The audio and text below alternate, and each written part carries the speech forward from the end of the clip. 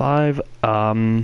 Quick disclaimer, anything I say in this video is going off of my own personal experience. I haven't looked any of this up, so if you go back and look it up and it turns out that some of the things that I've said are incorrect, I apologize, but I haven't looked any of it up and it's going off of what I've done personally.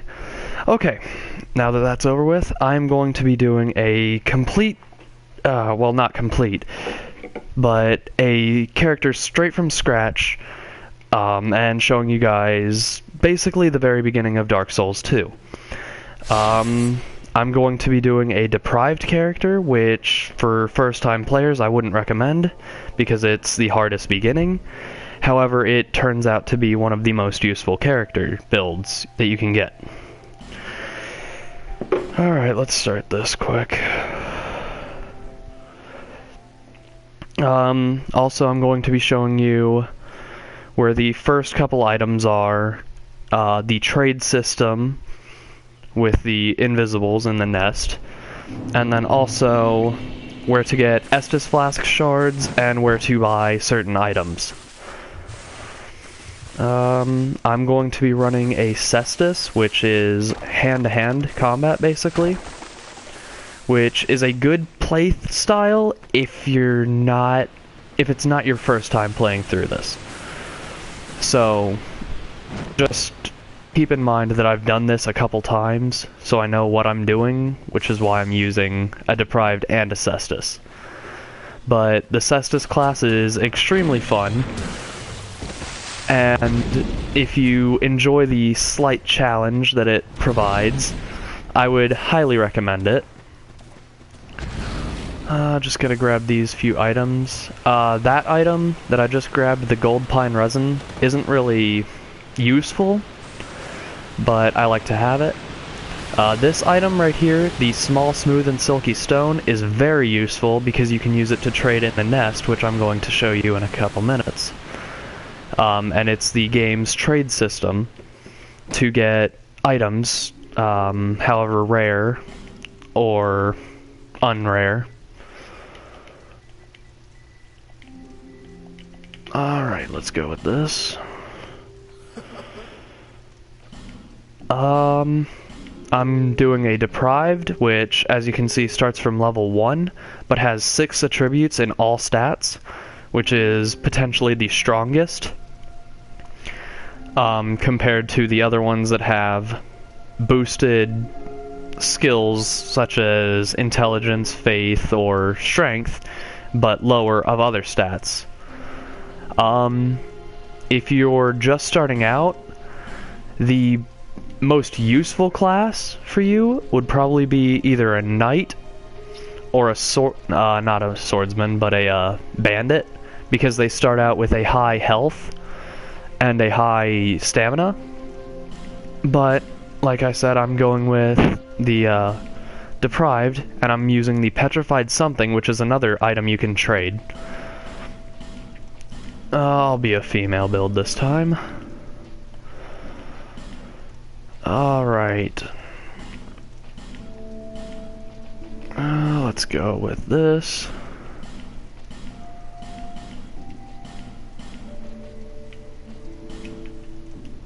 Alright. Just gonna advance settings quick.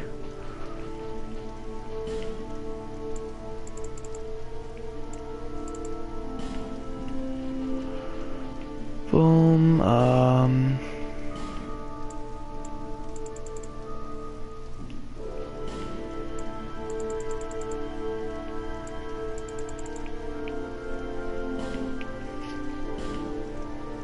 there we go. Oh god, I look like a whore.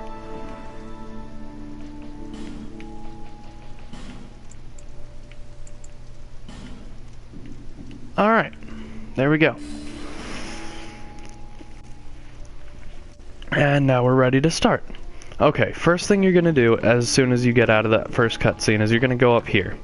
In this chest is a human effigy, which returns you to being human if you're hollow. You don't start out with a lot of these early game, so I would save them. But if you're hollow, your health is decreased and you can't summon, which summoning is very helpful if you're about to go into a boss fight, or if you just need help through a certain area.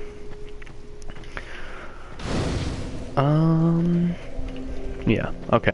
The item right here is your first torch and a soul of a lost undead, which is worth 400 souls, I believe? Maybe 200. Okay, 200 souls.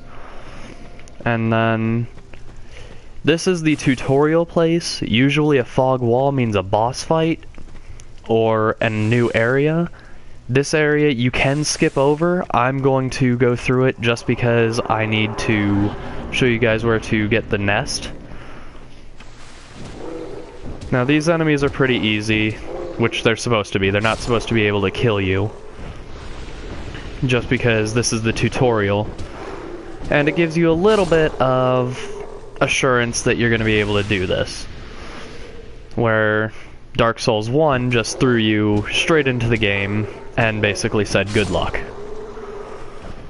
All of these you can light. It really doesn't do anything if you light them.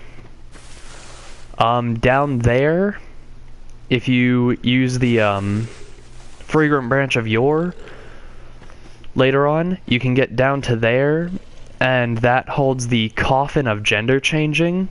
It is exactly what it sounds like. It changes your gender, which really doesn't do anything. That's the only thing it does, is it just makes your male character a female or makes your female character a male.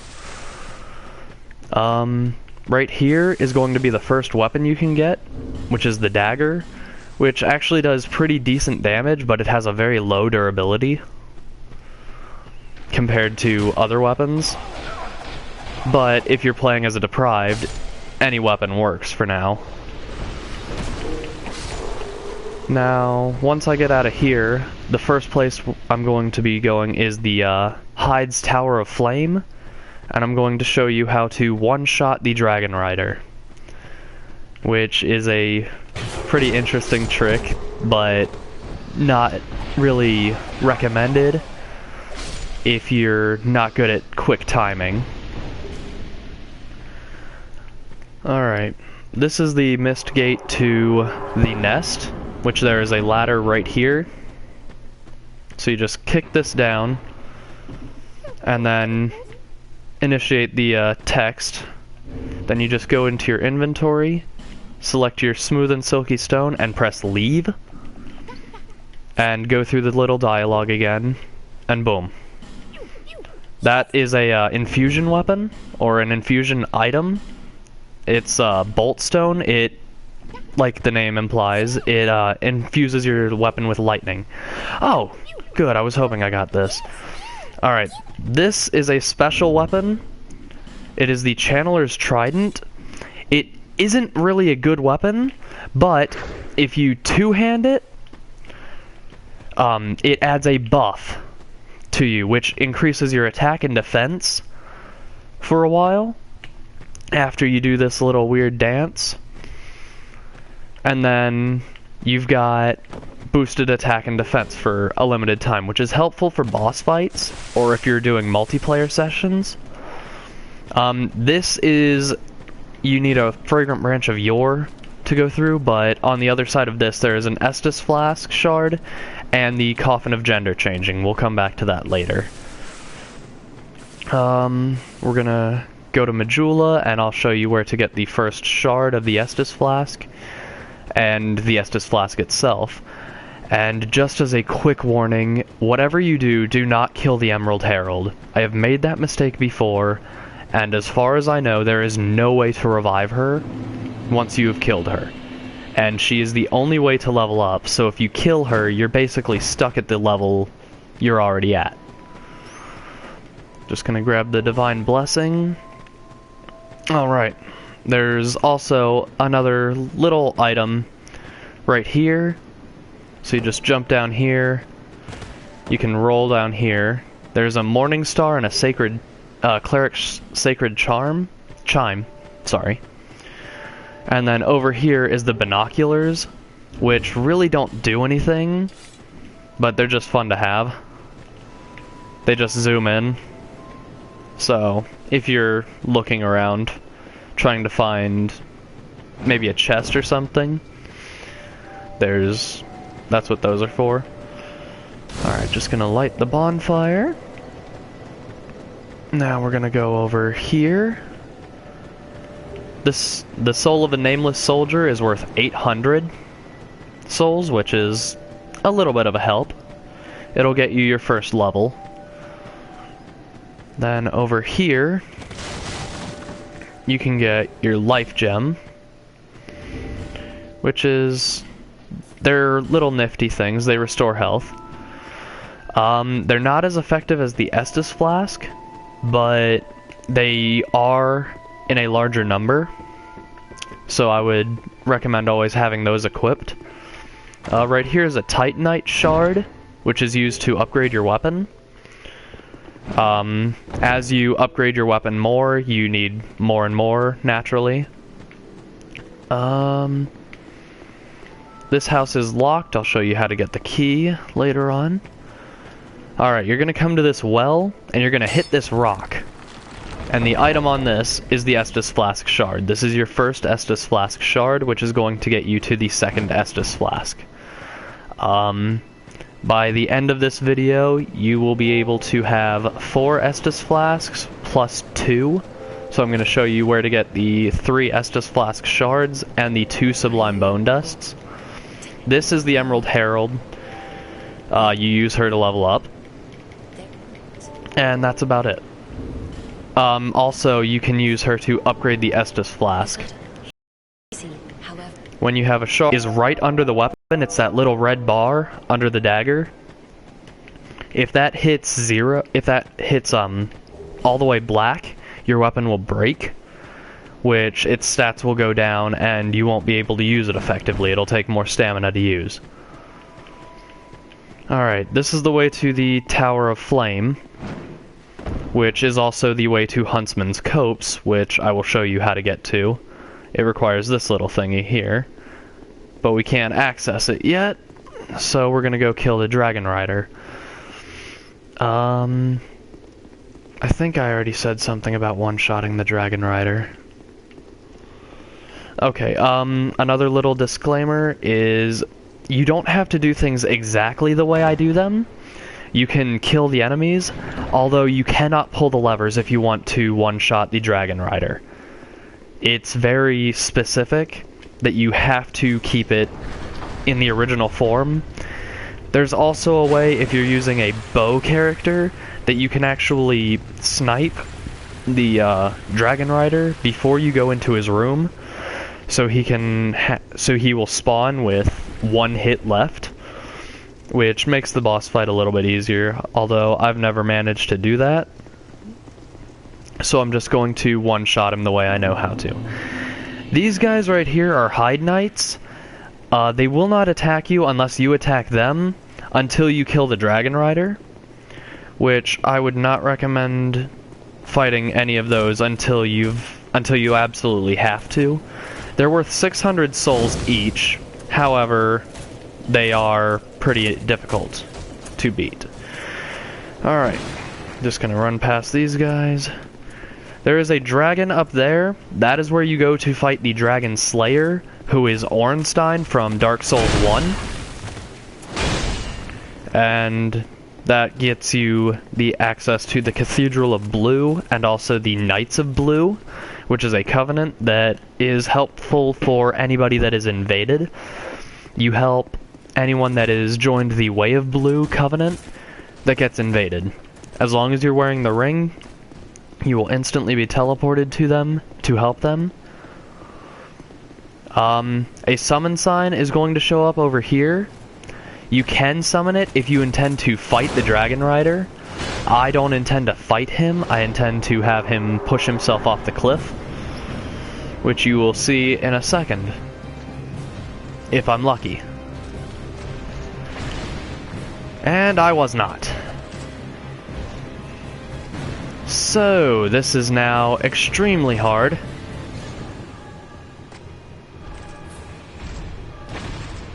come on. This is not gonna work. So, I'm going to die quick. And then we'll try again. This may take a few tries because it's very touchy. You have to get him to a certain point, and then he will throw himself off. But it has to be within those first 4 strikes. Otherwise, it's very unlikely that you'll be able to do it. Now, I'm hollow, so I won't be able to summon anymore. But for this area, it's not really any consequence. Also, you can grab this item here. It's a Lloyd's Talisman. It's an invasion weapon that your Estus Flask won't be able to be used for a limited time if you get invaded. Or sometimes other enemies will be able to use an Estus Flask, and it will stop that as well. Alright, try number 2. Now you'll see that since I'm hollow, the summon sign is no longer there. That is an NPC summon sign anyway, so it's for a trophy if you're doing this for the PS3 or 4, and I think it's for an achievement if you're on Xbox. Damn it, again!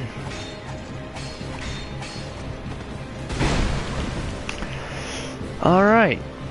Or, you know, you could always just do the age-old tactic of actually killing this thing.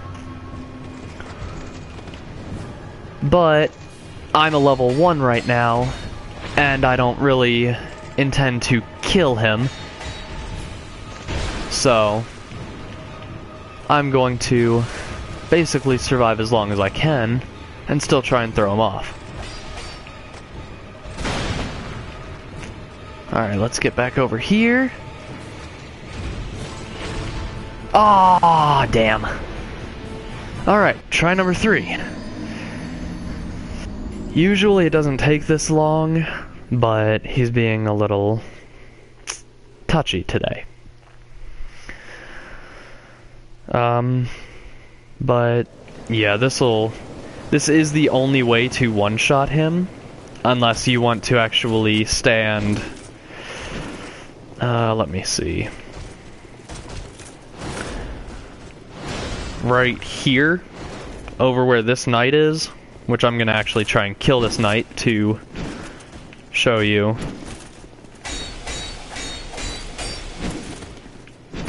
Oh, jeez. This is also why it's good to just run through, especially if you're only using a dagger. Oh, right, I forgot. Okay, just gonna run past there. If you're using a knight or a swordsman, any other class really, you can take these guys on without much difficulty as long as you dodge. Their attack pattern is usually 3 slashes. Sometimes they'll add in a 4th, but usually it's just the 3. Now let's hope I can get this time. Gonna Estus Flask. Now, if you're not going to try and do it this way, I would highly recommend summoning someone, because it makes it so much easier. And also... Oh, come on! He is off the edge. That is unfair. Okay. Just gonna keep trying this until we get it.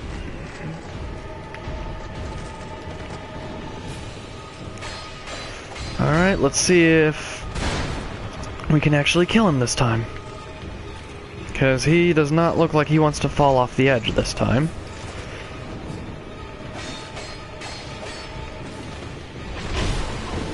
Oh.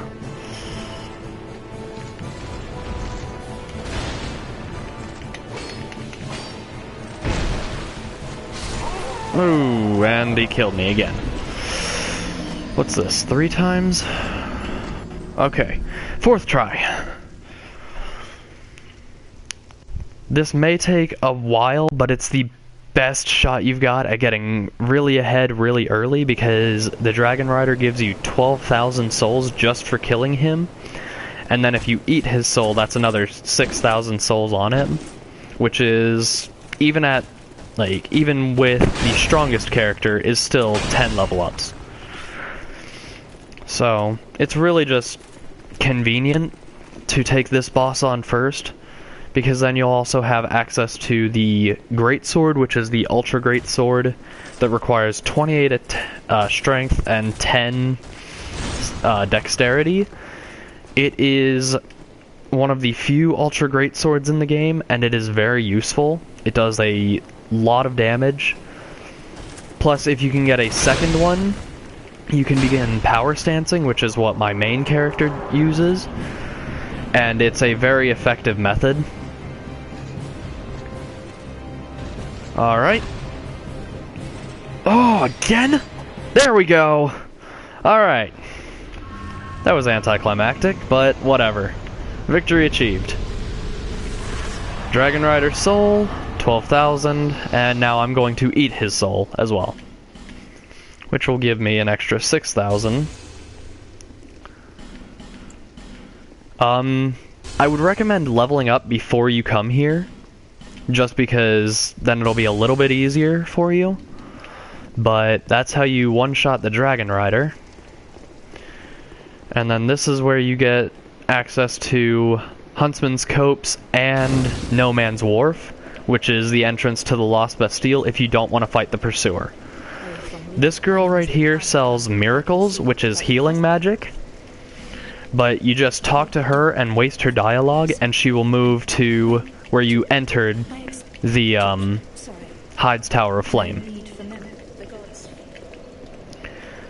Now I'm gonna go back to Majula because 20,000 souls at level 1 is too many to be carrying around, and I'm going to invest in what I think is the best character design for a Deprived if you're using a Cestus, which is level up.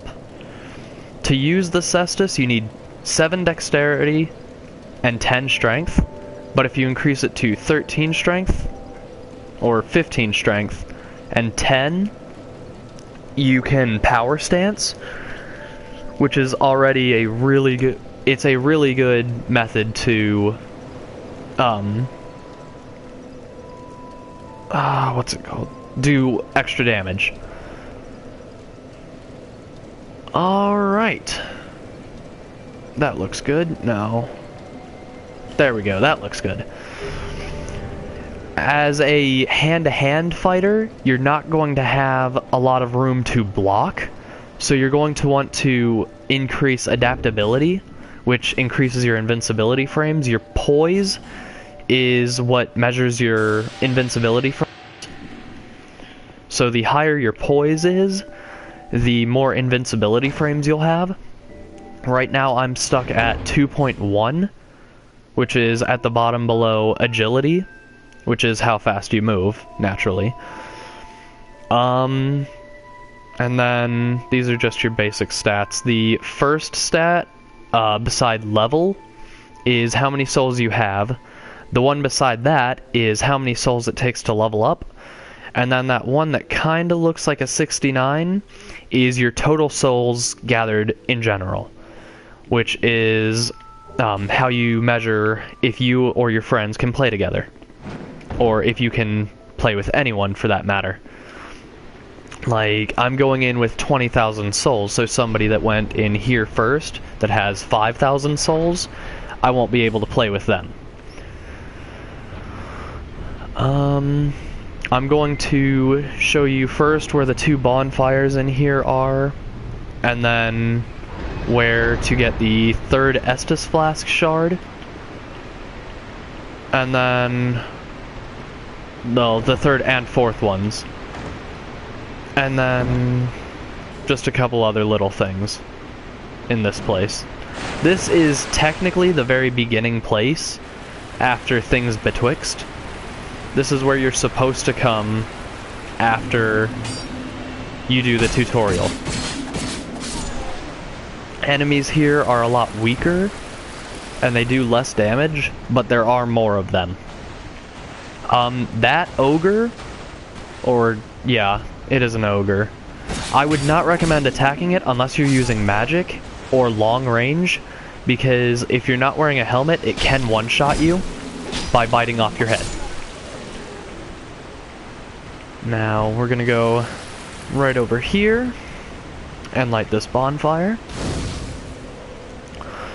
Also, just as a warning, if you're worried about enemies respawning, do not rest at a bonfire, because every bonfire you rest at respawns all the enemies. But if you kill an enemy, I think it's 22 times, meaning you rest at a bonfire and then go back and kill the same enemy 22 times, it will despawn, and I'm not sure if it ever respawns. I know that some areas enemies will still respawn, but I'm not sure about all areas. Just another soul.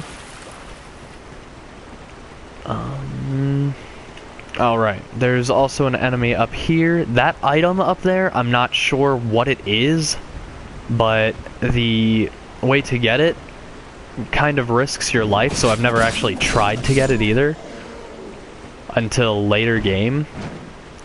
But you can try and get it, it just might kill you for it.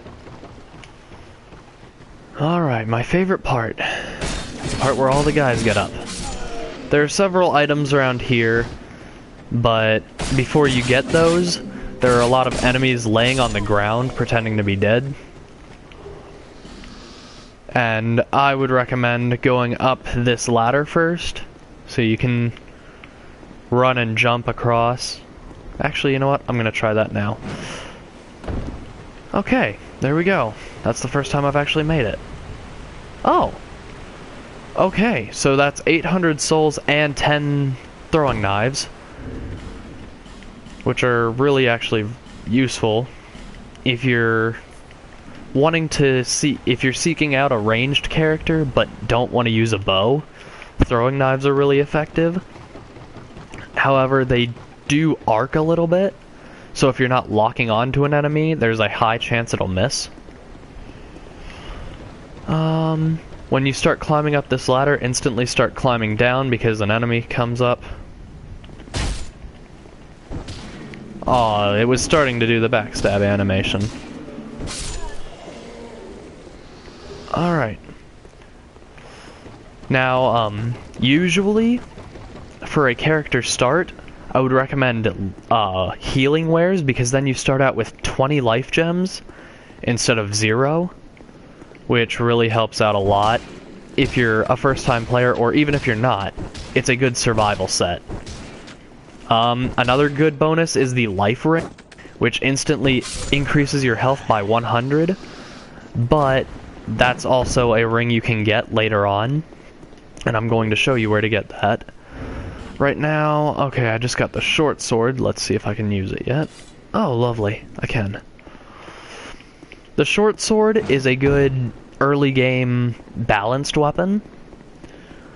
It has a decent damage and not a lot of stamina. Like, you can swing it a bunch of times.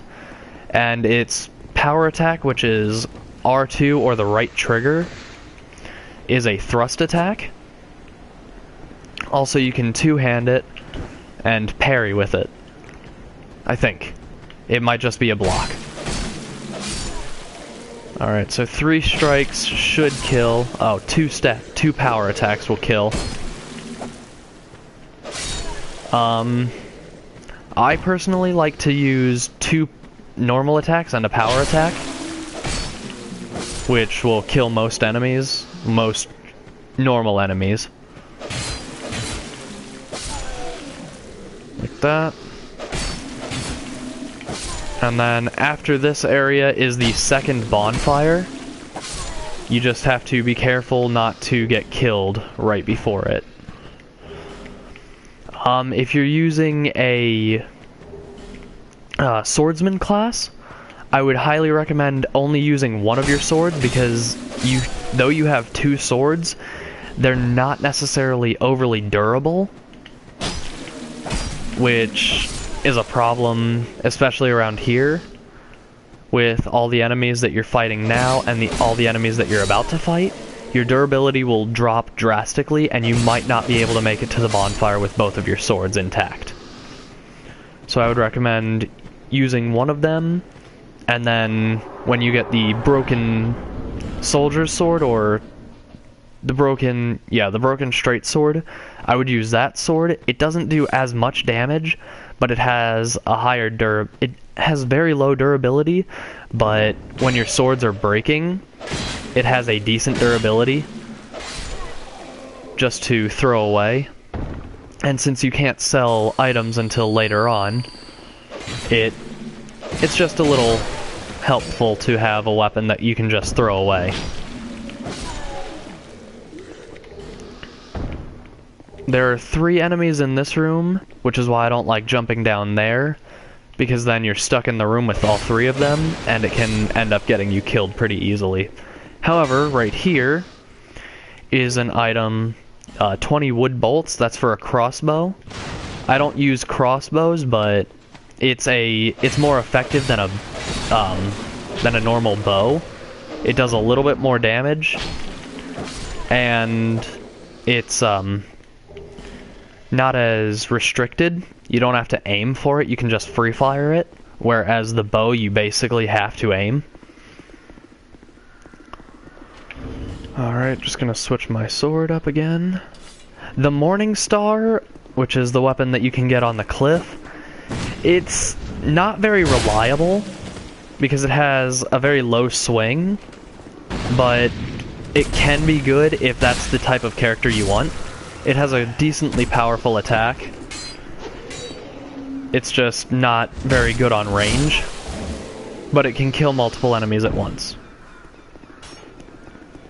And then if you go right over here, there is a buckler, which is a shield. It has, I think, 60 or 75 defense, which isn't great, but if you need a shield, it's not bad to have. It's the best shield you can get early game without killing an enemy.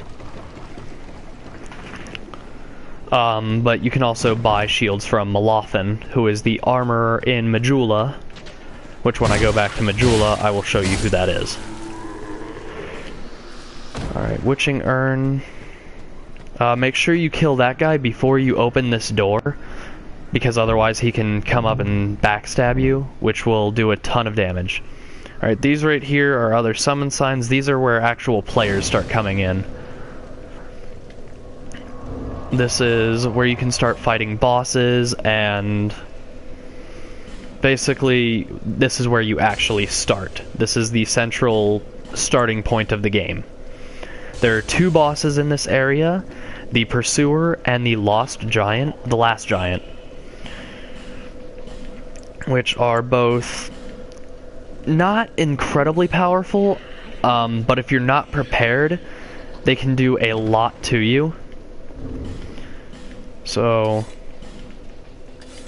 alright. If you're running a character like this, and you have the same stats as I have, which is Strength at 15, Dex at 10, you'll be able to hold triangle, or whatever your top button is, and you'll be able to Power Stance, which instead of... This is a normal attack, and then this is the power attack, but when you're power stancing them, this is the normal attack, and this is the power attack. It does a lot more damage, and is a lot more effective than using normal one-handed weapons. And then you can already see that they start at 45, but because of the strength bonus you have, you're already at plus 77, which would put it at 122 attack, which per strike is pretty decent damage for early game. Later on you'll get weapons that can do 500 plus per strike, but for early game, this is pretty decent. The merchant that I bought these from, you can also get the key to Lenigrast, which is, I'll get that when I go back to that bonfire, and that is the blacksmith. It is one of the only two, I think, blacksmiths in the game, which would include Lenigrast and Macduff. Macduff is the only person you can infuse weapons to, I believe so. You might also be able to do that with Ornifex and possibly Stride. But, okay. If you go up here, you can find an Estus Flask to get, let's just go. You don't have to kill these, but you're going to run and jump over to here, and then go down here, and then you're going to wait right here because a boulder falls, and it will kill you, or it will throw you into that hole, which is just a pit which will kill you. And then you can go, it doesn't allow you to redesign your character, just reallocate your stat points, which is really useful late game. If you decide that instead of using magic, you want to use magic, or instead of using magic, you want to use a sword, or instead of using a sword, you would like to use magic. Or if there's something that, like, an item that you really want to use that you don't meet the requirements for, instead of leveling up, you can just reallocate your souls to match what you need. Alright. And it looks like my helper has been clearing out all of the enemies up there. So I'm just going to wrap up around here, which there are a couple more items. There is an enemy right there, which is an annoying enemy to get to, because you can sometimes get trapped, and I don't even know where this guy comes from, but you can just push him off. And then there's an item over there that I don't remember how to get to, but it probably involves that right there. It does. It's probably not anything good, but I have no idea. So I'm going to actually try and get down there. Oh.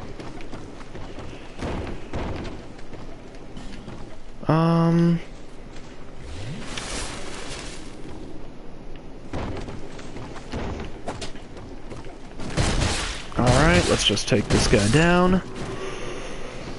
And now, okay. There we go. There's also an item on the other side of this gate. Oh, it's a Titanite shard. That's helpful.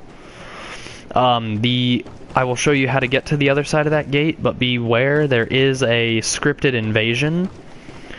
So, if you're not confident that you can take down a CPU player that invades you, I would hold off until you're a little bit stronger.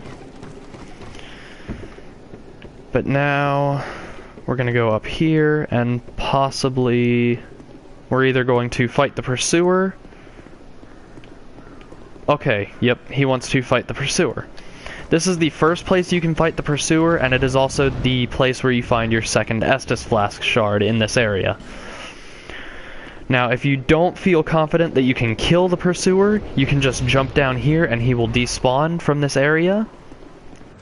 But this is a good chance to show you his attack patterns. That is his first attack. It's a combo of 3.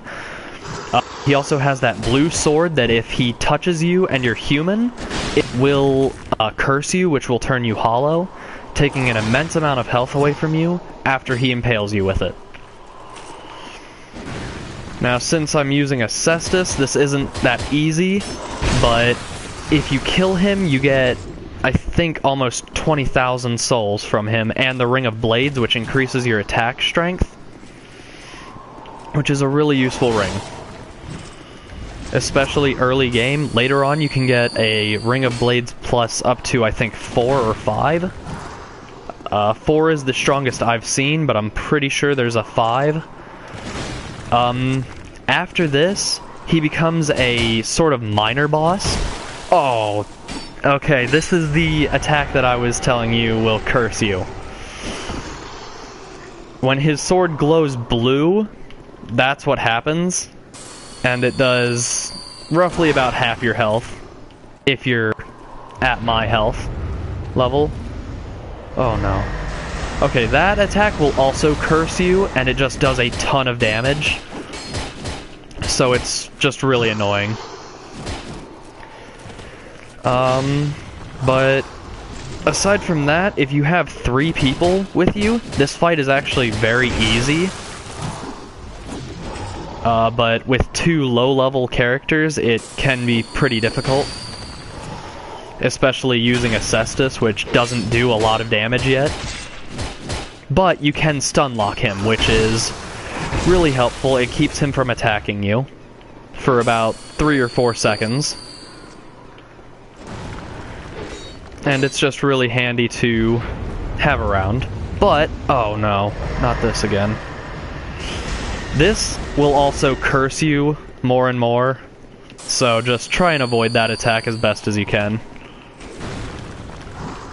If you can't, just try not to get hit by all of them, because all of them will kill you. And this fight is pretty self-explanatory in this locale. I will also show you the other location that you can fight the Pursuer and the strategy on how to fight him. Which includes ballistas, but it also requires at least one other person drawing his aggro. Which isn't that easy, but... oh, excellent, we killed him.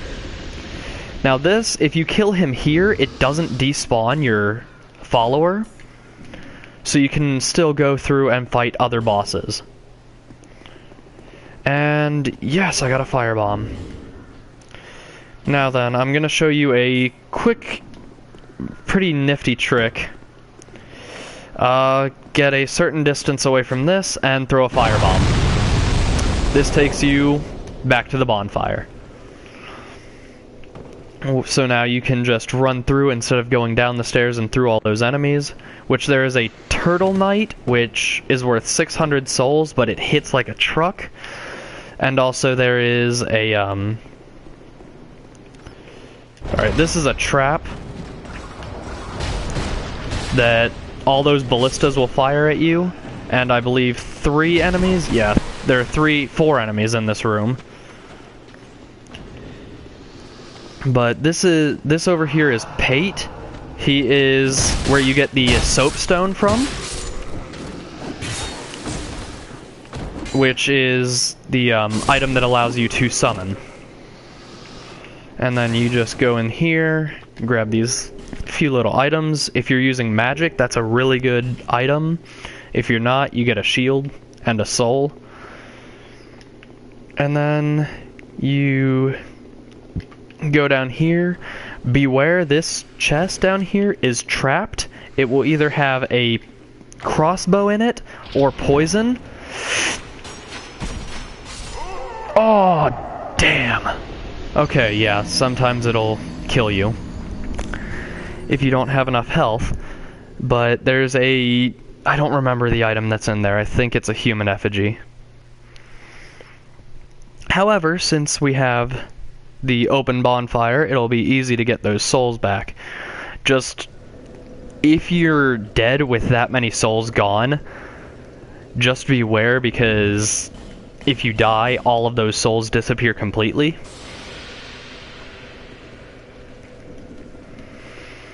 Alright, just gonna rest at the bonfire quick.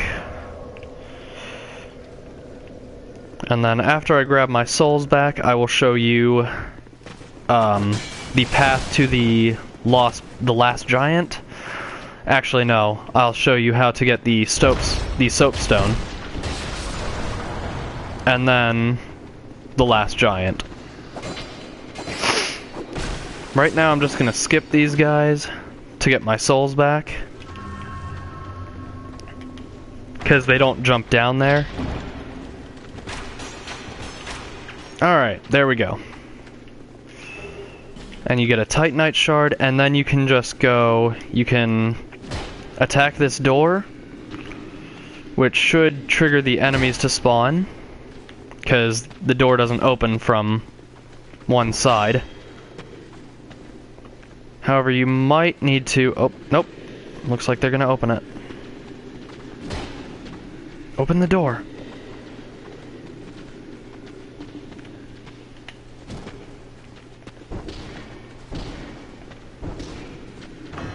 Freedom is calling.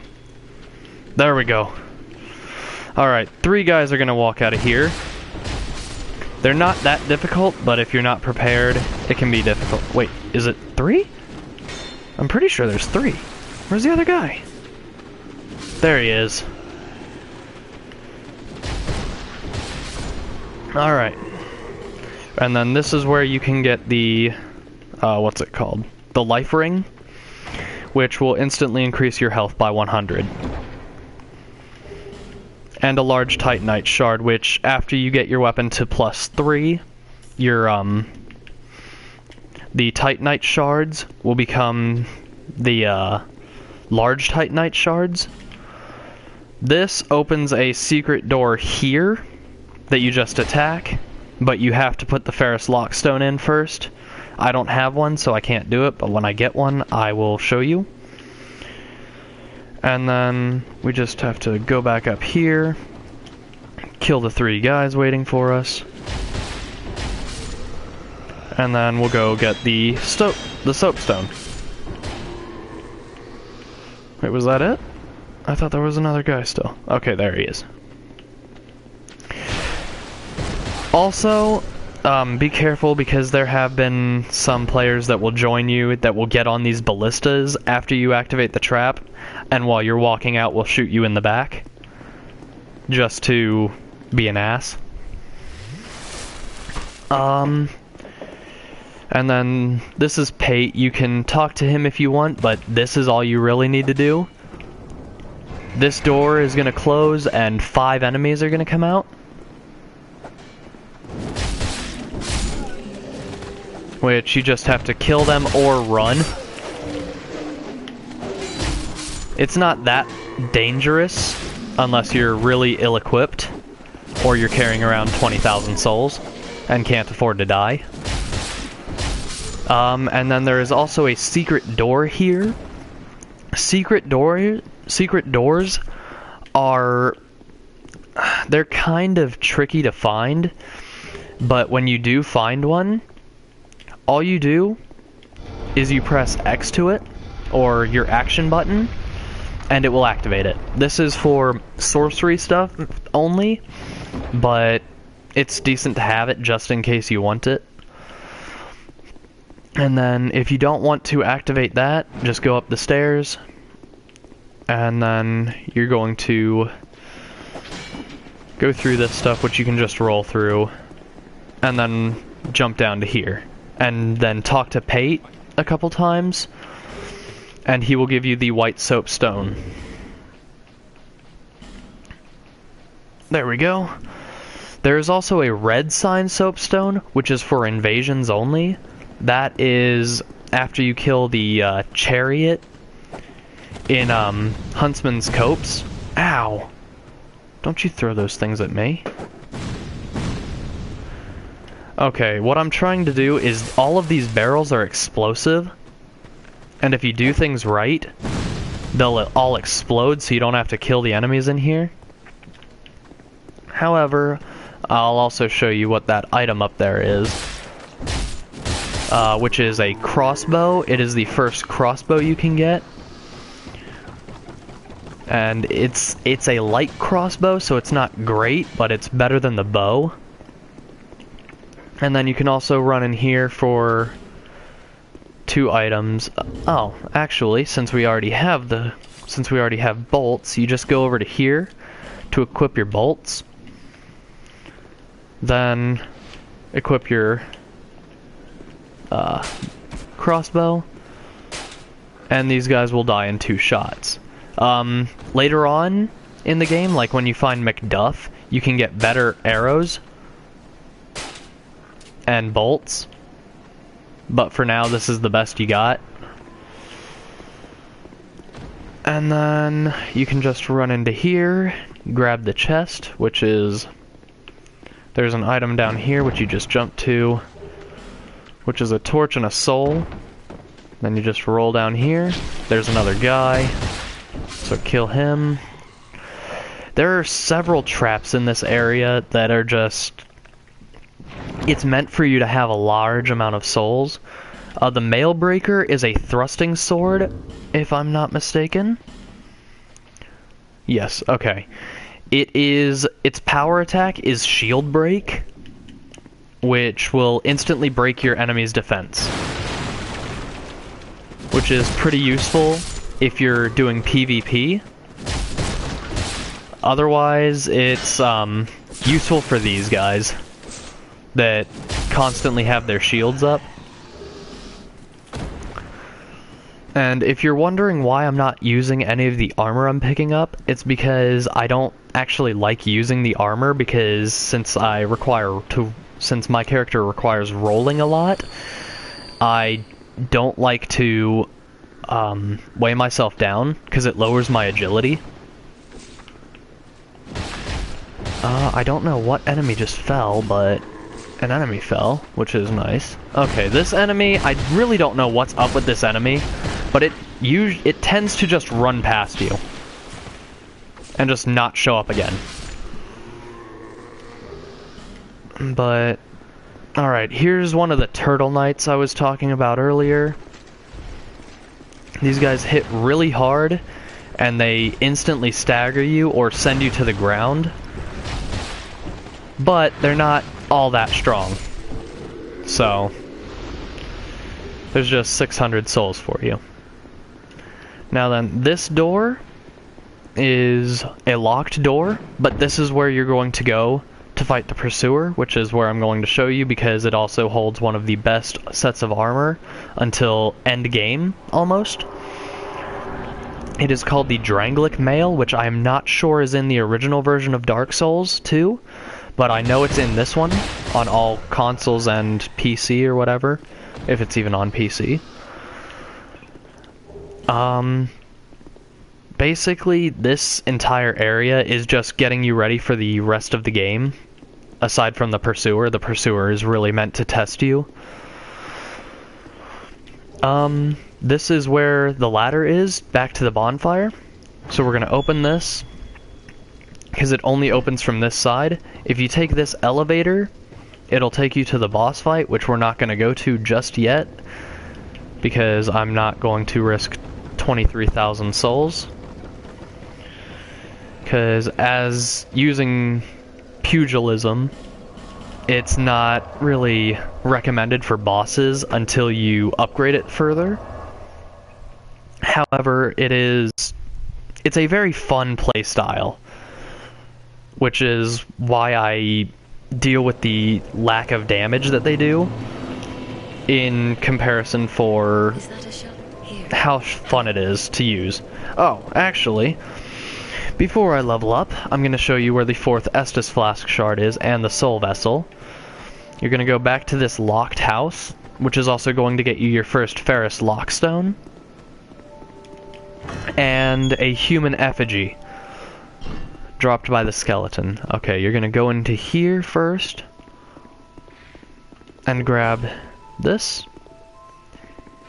If you can hear that weird noise in the background, it's pigs that are over by the well. They only offer about 25 souls if you kill them, but they actually do a lot of damage to you, so it's not really recommended that you go and fight them, because you're risking your own death, but you don't get any reward for it. Like down there. Oops. Okay. Yeah, see, I can't even hit these things. And they chase you. And they do a decent amount of damage. Do not jump down here yet. You don't have nearly enough health to survive it. And also, there is a ladder you can buy later on in the game. Alright, if you don't want the Titanite shards and the torch, or the Ferrous Lockstone, you just go down here, kill this skeleton quick, which is going to drop a human effigy. And then over here is your Estus Flask shard. And then right here is your Soul Vessel, which I will also show you where to go, where to take the Soul Vessel to reallocate your stats if you want to.